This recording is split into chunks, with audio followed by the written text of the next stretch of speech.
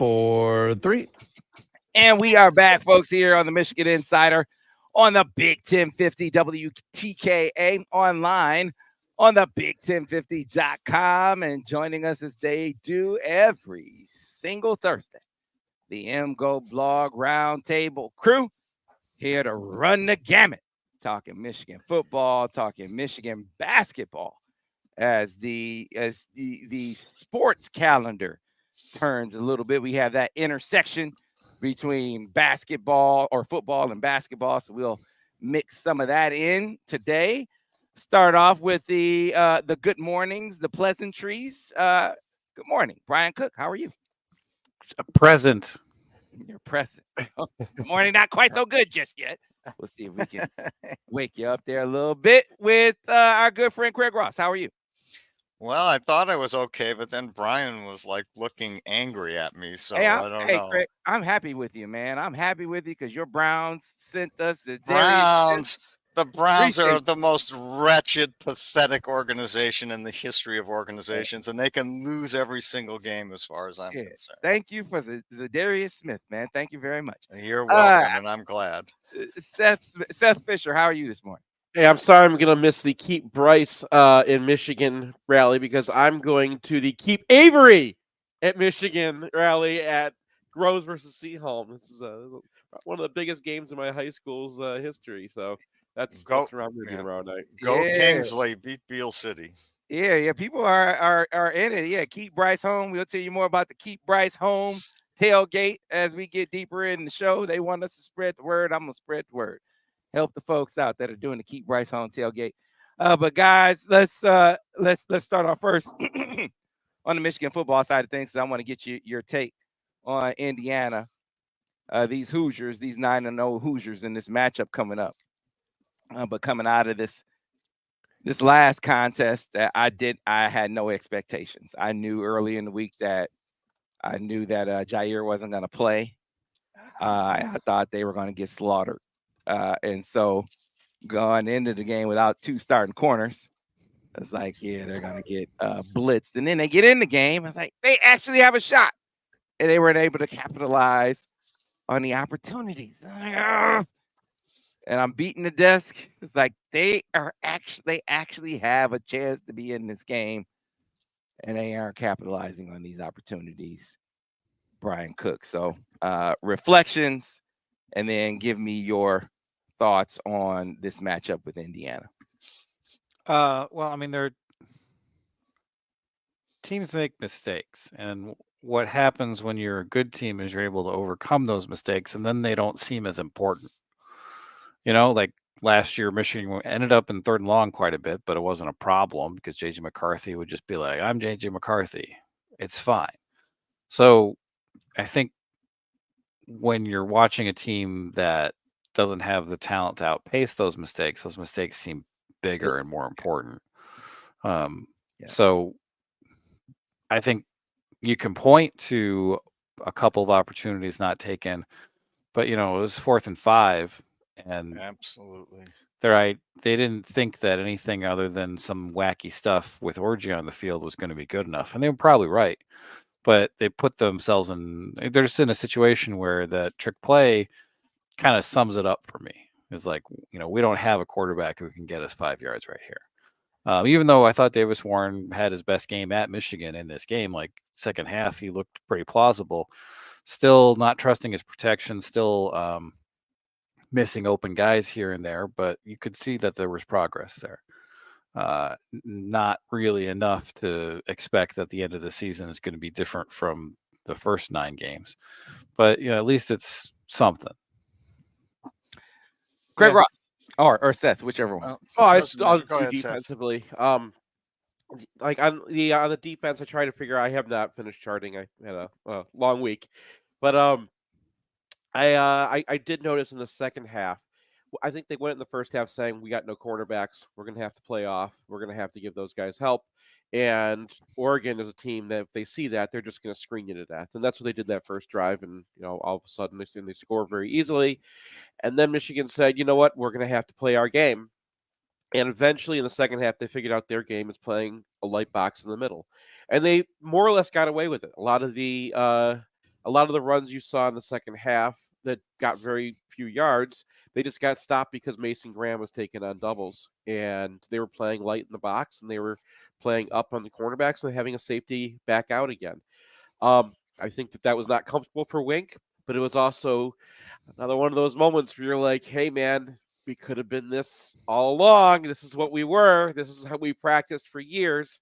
And this is, how this team is supposed to be played, right? This is what we have. We have a good defensive line, and the linebackers are supposed to fix whatever problems are there, and that lets you play with an extra guy in the secondary.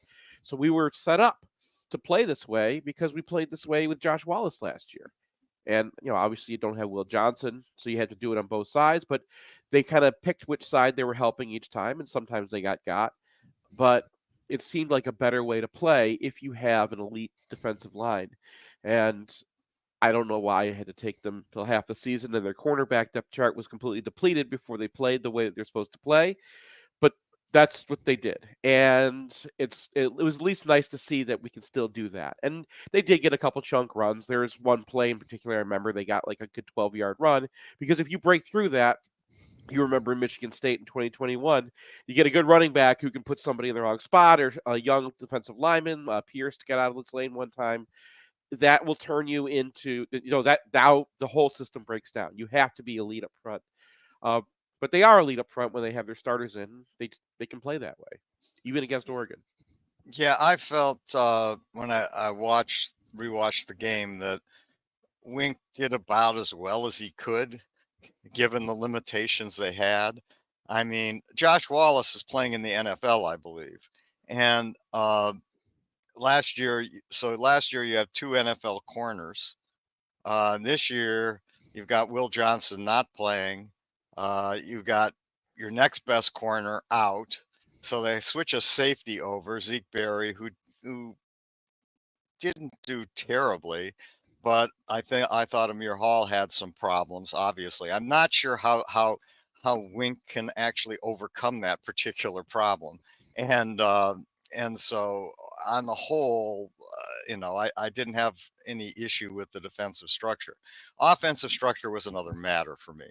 I I watched more of Oregon than usual. I saw teams that could beat them by running simple zones up the middle of the field, and they did not. First play, they're wide. Al Hadi gets beat. They lose 5 yards. Second time they have a 1st and 10. They run wide. They lose 3 yards. Third time, that also loses yards. So their idea was somehow to take the weakness of our team, which to me is running at the edges, against what Oregon does well, defending the edges, and every single time the drive ends up behind the sticks. That was maddening to me. Also maddening to me was the sort of passivity of the offense. It's like 7-14, and we have the ball on the plus 42, 4th and 5. I don't care. It feels like a win to pin them back. No, it isn't. A win is to get a first down at that spot, and they should have been running a play. And I was mortified, to be honest, by what the offense trying to do. Now, it is true, in my opinion, that the offensive line is bad. I mean, it's worse than the quarterbacking problem, which was my original fear coming into the year, that the offensive line just wasn't going to give this team an opportunity. But still, they had their chances in this game, and it felt like to me they just didn't. They were too passive, and just refused to do what they needed to do to give themselves the best possible chance. So in my opinion. I agree that it was too passive on offense. Yeah. I think that the offensive line falls well below what we've seen in past years. I wouldn't have gone for it on the 4th down. Yeah. But I agree that the first down mix, especially, it exacerbates the issues that you have with your line. it made things tougher on your quarterback. It made things tougher on your run game. 8 of your first 9 first downs are runs, and many of those are lateral runs, Right. which plays to the strength of the defense. It just exacerbates the issues that you have. And then when you do throw the ball and you're playing offense in a box, you are exacerbating your issues. As they got deeper in the game, you started to see the mix be better. When on first down, you are threatening down the field. It's just not just first down throwing, it's first down throwing down the field. Yeah. If you're throwing on first down and you're throwing in this box, it's not accomplishing what you need to accomplish with first down throwing to me. You got to loosen up the box. And so when they threw that rattle play where he hit, it was a beautiful pass where he throws over the linebacker down the middle of the field. That is the deal. And when you're running downhill against Oregon, that's not, and when you're getting that mix, I'm not saying run on every first down. Excuse me, I'm not saying throw down the field on every first down, but you got to mix it in to get Davis comfortable. This is a different, if you had a different offensive line or you were playing with a different quarterback, maybe you could run on first down as much as they were running on first down, but not with this quarterback, not with this offensive line. You can't do that. You gotta throw more, and you gotta throw more down the field, even if it's just for the effect, if not for the result. Right. Yeah, we love the result. We want the result. But if we can't get the result, we at least want the effect of them saying, okay, they'll do it. We got to watch for this. But as they were playing, they had no fear, no thought that Michigan is going to try to hit us down the field. Yeah. And you saw the impact of that. You're scared that they're gonna have 2nd and 10. Well, you got 2nd and 13 now, so you're worse off with the way you're doing. Yeah, I mean, if you have a kick-ass offensive line like Michigan did last year, and you have a crazy defensive end like against Penn State, you can run 32 times in a row. But this year, where you don't have any of that, you better make every down a 50-50 run pass down. It gives you the best opportunity. I'm curious what you guys think, because I feel like I'm trying to feel the positive. I'm looking at that drive in the second half, Brian. I was like, okay, Davis, if you can take that, and bottle that up, like you said, this seems plausible. Like if you could take that and do that a couple times a game, you can do something with this. That was the best drive of the year to me. Yeah, and that strike downfield to Loveland, I think, was a big part of it. And last week against Michigan State, Michigan doesn't really have an answer for what Michigan State is doing with their safeties. Oregon didn't do that in this game, but what they were doing is they were using Michigan's motion to trigger a linebacker, and then you don't get doubles at the line of scrimmage. You don't have a momentum advantage against that linebacker, and your run surface is just really flat, and Michigan doesn't have linemen who are going to get motion one-on-one for the most part. So that's how you get 8 carries for 16 yards for Clell Mullings, and at no point does it really feel like Michigan has a counterpunch to that. And we've talked about RPOs and all that stuff, and it's just like they don't run it. Like they have the one that they go to the tight end against Michigan State, and that works out great. But they just don't have responses to what teams are doing to limit Michigan's ground game. And you're talking about how we don't have a great offensive line this year. I don't think in either of the last 2 games the offensive line was really the problem with the run game. It's just that opponents are dedicating resources to stopping it, and Michigan doesn't have constraints to make that not happen. Like they didn't attack those Michigan State safeties deep once in that game. I mean, the halfback pass, I guess, but that's not what I'm asking. What I'm asking is, to do this on a regular basis. So, I mean, to me, like, they don't have a lot of confidence in the line. They don't have a lot of confidence in their quarterback. But if you play like that, then you're pretty much giving away the store already. Like, you can't comply before you've been asked the question. So I am also frustrated with the offensive game plan here, and like, I'm trying to, like, keep in mind that this is a team that doesn't do a whole lot of things well, and it's a difficult situation to be in. But I just, like, you come into a game against Oregon, the most perimeter oriented team in America, and you're like, we're going to out perimeter these guys. And I'm like, no, you're not.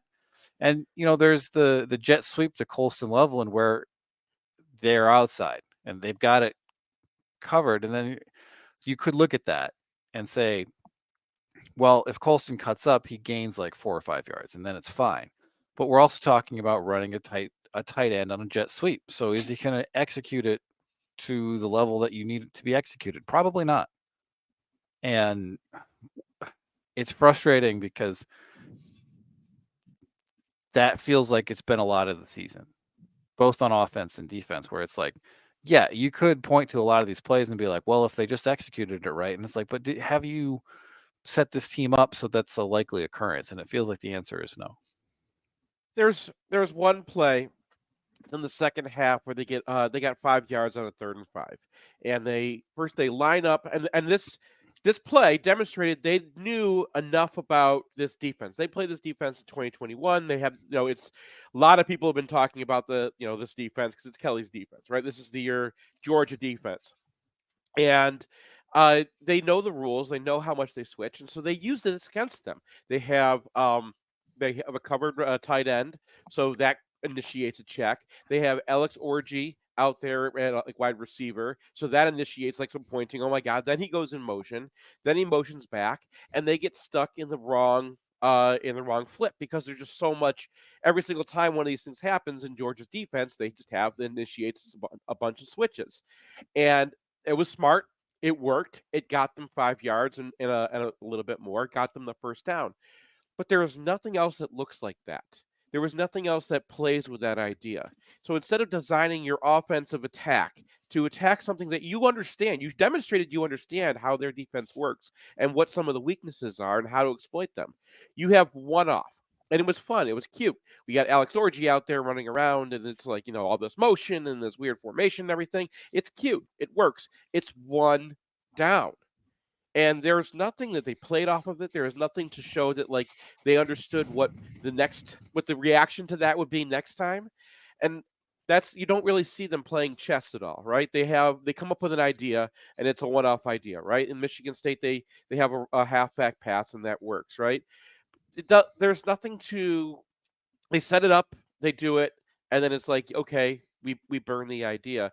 And I never see them building. And over the course of a season, you'd see this with Harbaugh all the time. They would build. They would do something, and it would be working, and then all of a sudden there'd be a tweak to it to mess with the fact that they knew the teams had it scouted and they were going to do something to it.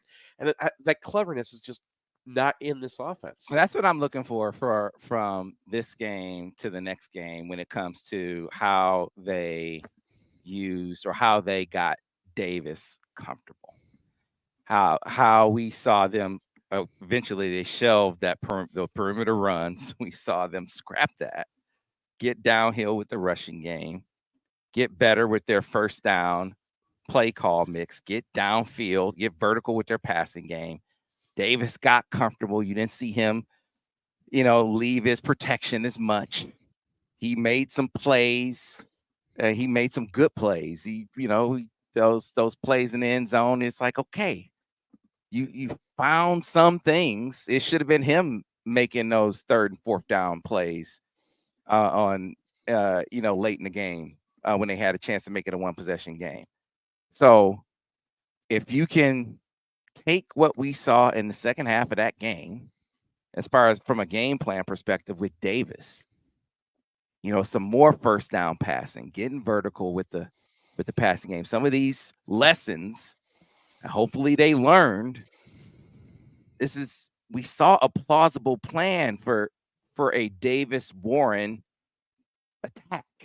Like you gotta This offense, you're going to have to throw to set up the run. It sounds like a foreign concept for a Michigan offense, but you're going to have to throw to run in this offense. That's kind of how it's going to work. That's counterintuitive for them. It's kind of how it's going to have to work sometimes with this team now. Well, that's at the top of my notes page. It is, this has to be a pass first team. And if they're a pass first team, partly because it's easier to pass first when your offensive line, in my opinion, is not that good. You're more likely to have success with a problematic offensive line passing than running. And although Brian may disagree, maybe he thinks that the offensive line is running well and is blocking well enough and it's more schematic. I still see it as this has to be a pass first team, and if it becomes a pass first team, the run game will come around. I'm not talking about going to the other. I'm not either. I'm saying every down needs to be 50-50 run pass. I'm not talking about going 50. They 8 of their first 9 first downs were runs. Yeah. I'm not saying going the opposite end of the spectrum. I'm just saying not 8 of 9. Yeah. Can we have not 8 of 9 be runs? Can we get closer to 50-50? You just need some play action that looks like your runs, right? Like how many times they run play action off of split zone? That's the scariest thing, that if you're playing Michigan's defense, the scariest thing that they can run based off of their talent, right, is motion Donovan Edwards out into the flat and have Kalel Mullings coming down a split on split zone. That means you have to deal with Bredesen. That means you have to deal with usually like a block down from Hinton, who's their best blocker, right? Those are and that is a tough thing to defend just from talent to talent. And that's what teams are reacting to. Michigan State did it by playing quarters, and they had their safeties firing down in a second. And Oregon just did it by playing 8 in the box, right? And that's what they're reacting to. If you play action off of that, because that's what they're reacting to, you should have some more space. It doesn't fit together. And when you go back, it's very, I don't want to just be like, I hate the coordinators all day here. Yeah. But you have to see what the job is not. The job is not calling the cool plays. Just look like you did. Who are you? Just look like you did in the second half. That's all I'm saying. Recognize who you are. Know what you're good at. Build your offensive attack around what you're good at. Then every week when you play an opponent, anticipate how they're going to defend you. Prepare your players for that to anticipate those changes, and then maybe have a couple tweaks off of it. Yeah, Sharon said it. He said it in the press conference. Start like that. Exactly. Exactly. He was an excellent coordinator. I don't understand Start like that. Yeah. he knows what he's doing. That. Yeah. I've been this in a nutshell. Let's start like they came out of the half and not run 8 of the first 9 first downs. Yeah. So anyway. Yeah. we're talking in circles because we know because I mean the problem. It's a problem with the season, right? Is that like, what's the answer? Well, get to the end of the season and assess your personnel. So as we get to the break, fellas, Indiana, this team has been mopping the floor with the opposition. How close to Indiana are they in your assessment? I mean, are they the number 8 team in the country? Good, or is that as much a product of who they played as anything in your assessment? I mean, Indiana's a good football team. What do you think? I don't know. Some of the people in the chat said, one guy said, I think they're better than Oregon. It's hard to believe, honestly. Like, it's like they've been dump trucking people. That's true. I just am not sure how their talent level is going to cope with a guy like Mason Graham or Kenneth Grant. And I mean, I think they're better than Michigan. I like with the Oregon game coming in, I was like, this is a 14-point spread. It should be more than that. And with the but this game it's about the same spread, and I'm like, I feel like Michigan is better prepared to make this competitive and take it into the fourth quarter than I was last week. So, Well, Indiana came out with FIU, Western Illinois, who I don't even know if they're what they are. UCLA is terrible. Charlotte, and okay, they won those pretty easily, but so what? Then they gave up 28 to Maryland at home but won that one.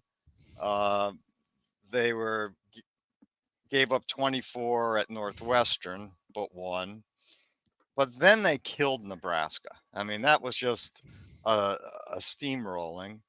And then they beat Washington. Although, if you look at the Washington game, it's a statistic tie.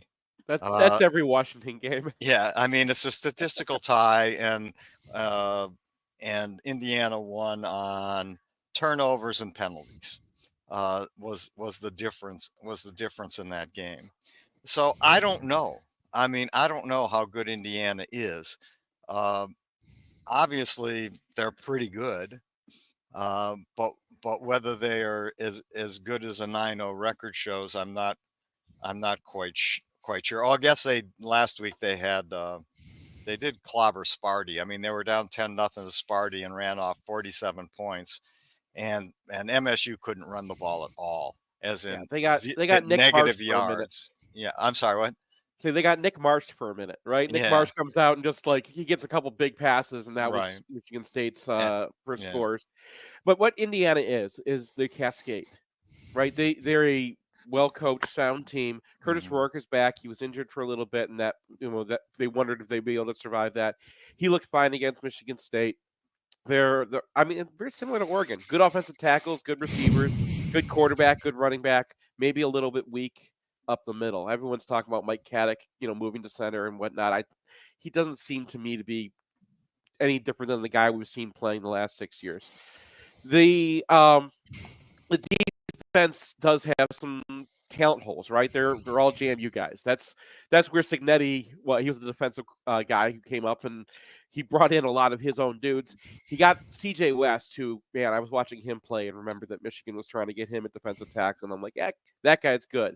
But they've got one defensive tackle, and they play a lot of guys up, so they're playing with fire a little bit. What happens is you get behind them, and then you start pushing, and you play right into their hands, and it cascades. And very quickly, they'll 3-and-out you, they'll get you a turnover, and they put up points very quickly. And if you can play sound, I think a really good team can beat them. I think that they're in trouble against Ohio State. But the way that this team kind of plays is just, if you're a bad team, and Michigan is not a great team this year, or if you're not a well-coached team, and Michigan, to be honest, is not very well coached this year, it's very easy to get behind and get trounced. And I'm really afraid of that happening in Indiana in a game. I mean, this is this is their chance, right? This is going to be a game that they're going to make T-shirts of this game afterwards.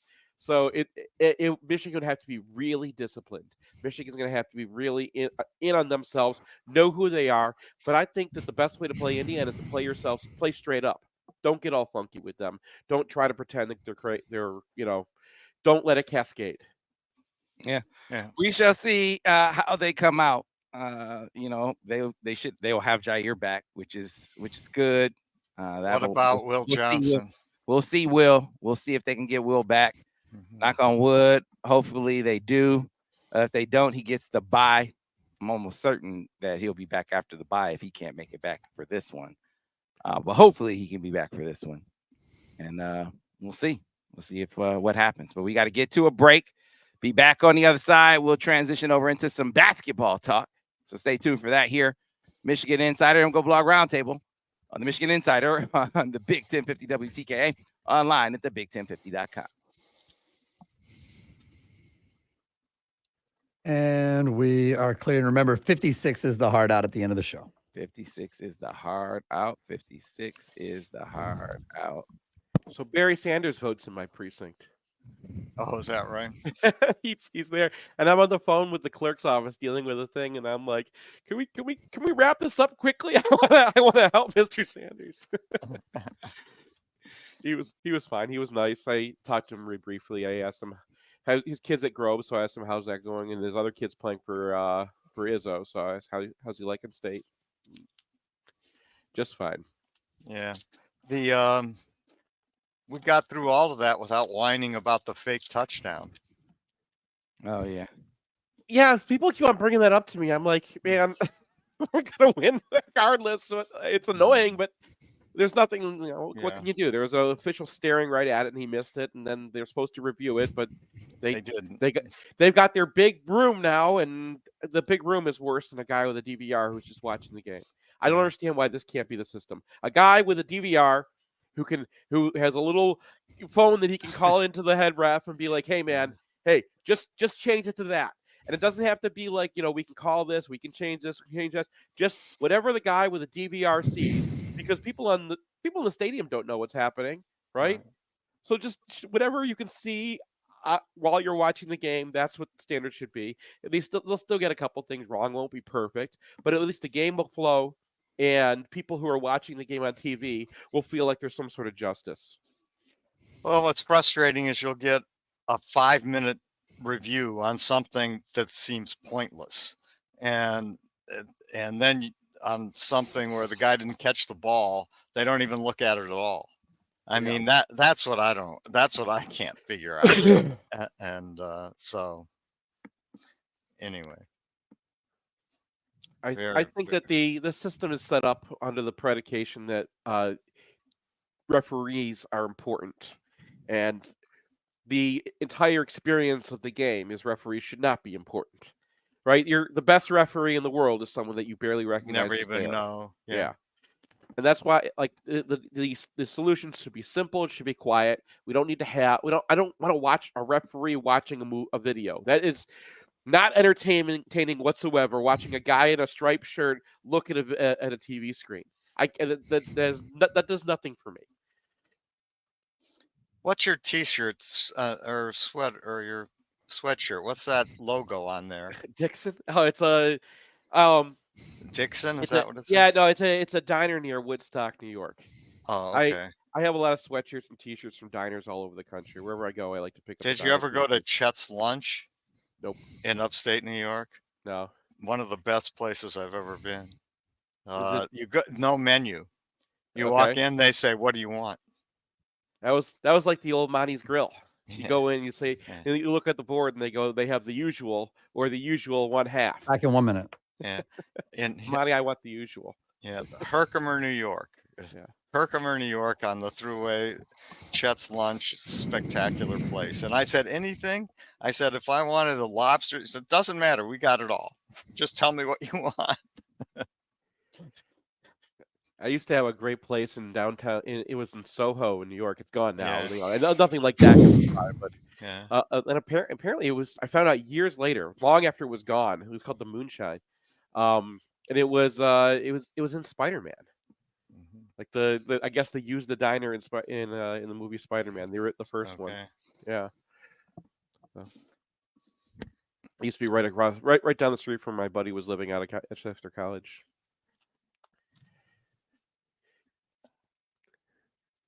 All right, guys, stand by. Coming back in about 15 seconds. All right.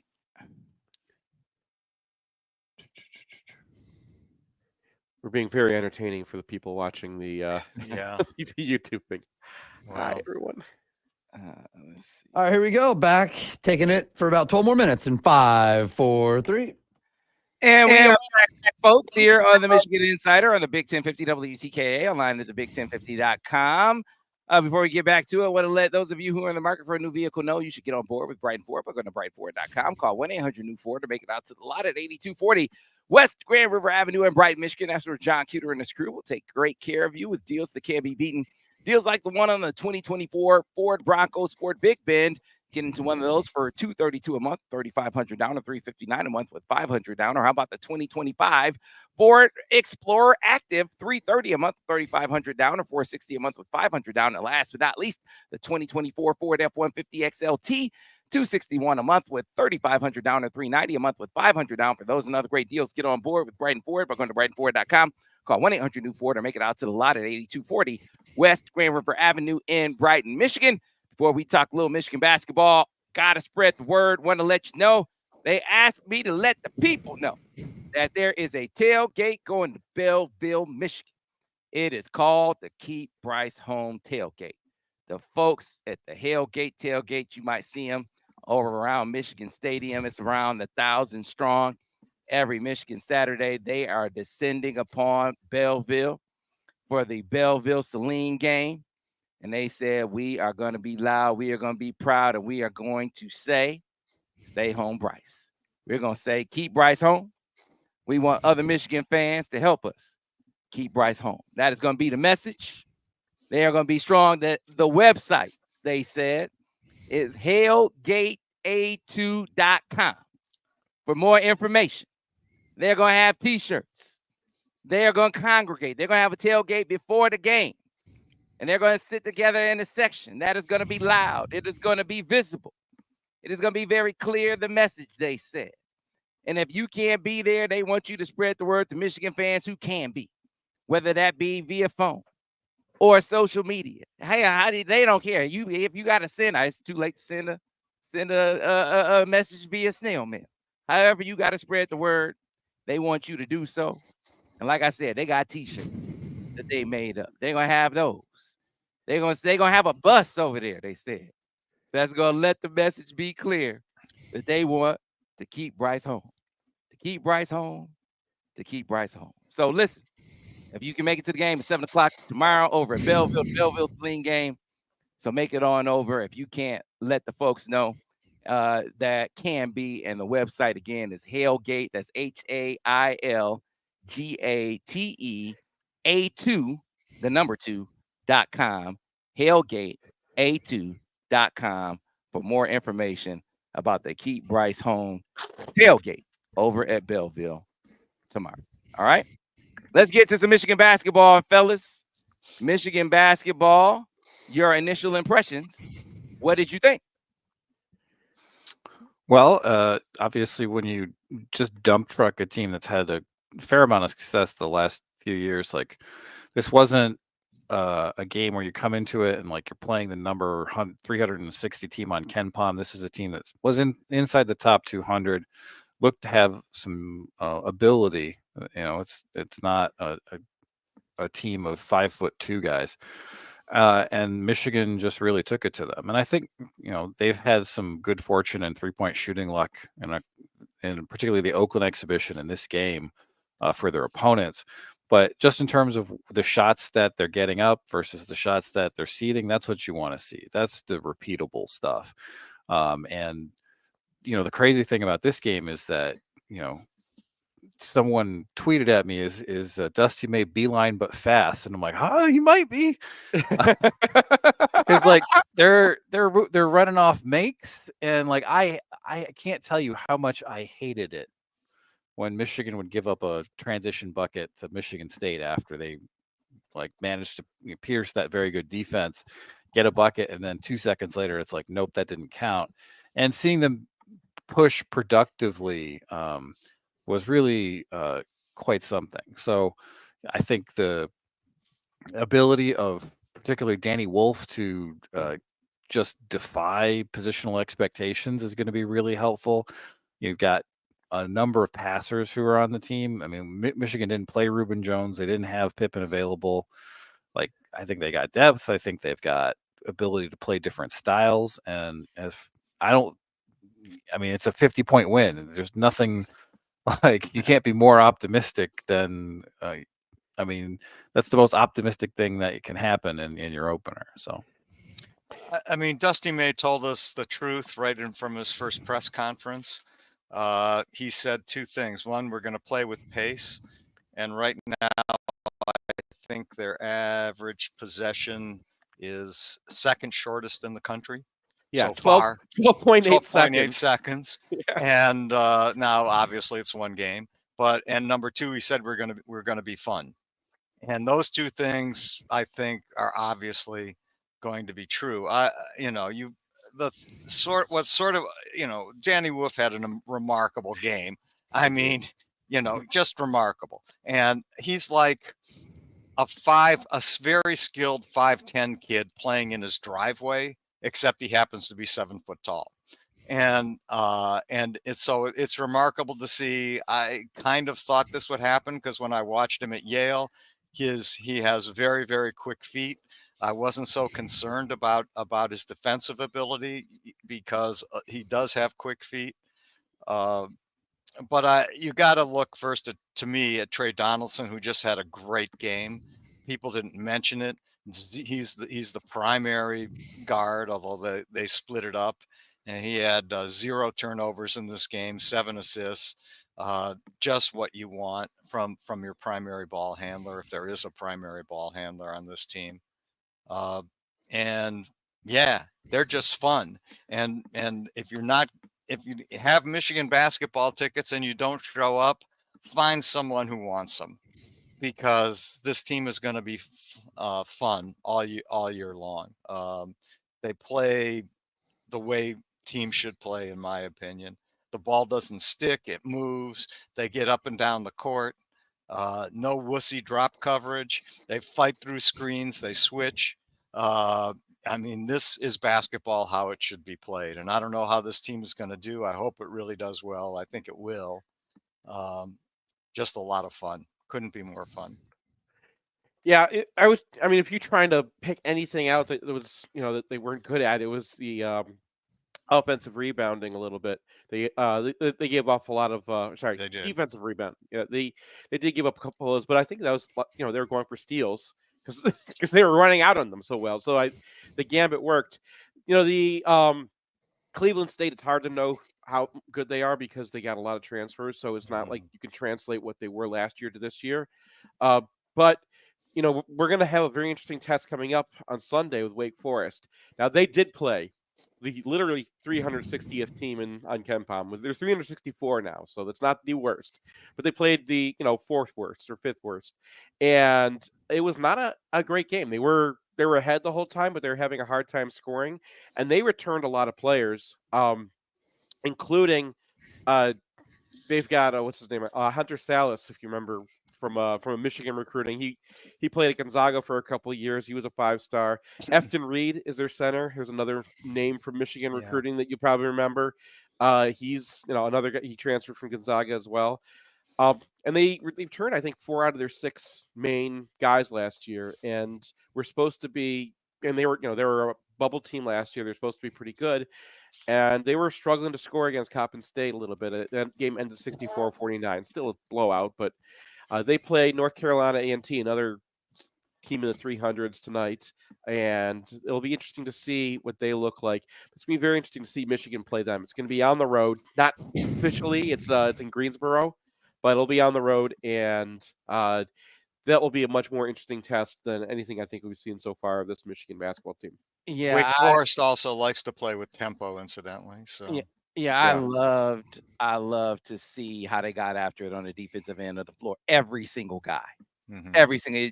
It was clear that was a prerequisite for being on the floor, and that you don't want to.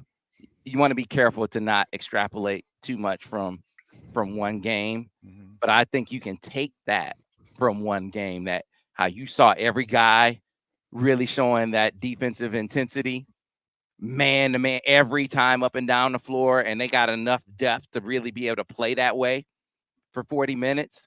Like, there's going to be a defensive intensity to this team. Now, how effective will they be defensively, particularly with their 2 big lineup? I want to see how Danny Wolf holds up against a real matchup, like someone who could really test him on the defensive end of the floor. This was one where he was phenomenal in this game. So you get a block shot on one end of the floor, come down on the other end of the floor, cross the dude up. Yeah, almost a double in the first half. And it was like they had no answer for him in this game. But in a game where there's like a real dude on the other end that can tax him on the defensive end of the floor, I want to see how it works. And then the turnovers from your bigs in this game. That's another thing, especially, Danny Wolf is going to be a ball handling big, a facilitating big. That's another thing that I'm gonna be watching. Is this an anomaly or is this an issue? It's one game, and it's the first game, no less. But you don't want to be leaking turnovers from that position. But it was an awesome debut. But Kason's gonna be a dude. Kason's gonna be a dude for that. Kason's going to be a dude, and Roddy Gale's already a dude, and Reuben Jones can play. Reuben Jones can play because he's the grease in the system, and he'll D up from 1 through 4. And was that just a precautionary thing, or like that was I don't know. I think he'll be available at Wake, from what I gather. But yep. So we got to get out of here, folks. I got the 1 minute sign, and so we are going to call it. Gonna be an exciting time, I think, as we look forward to this basketball season. And in a couple of days, I think it's the 9th is when Trey's commitment day. And I like where Michigan is standing. For Trey. So there we go on the basketball side of things. So yeah, they need a big. They're going to need a big, but they lost Staten. But they're going to need a big guy for next year. Yeah. All right. We got to get out of here, folks. We'll see you tomorrow on the next edition of the Michigan Insider on the Big 1050W.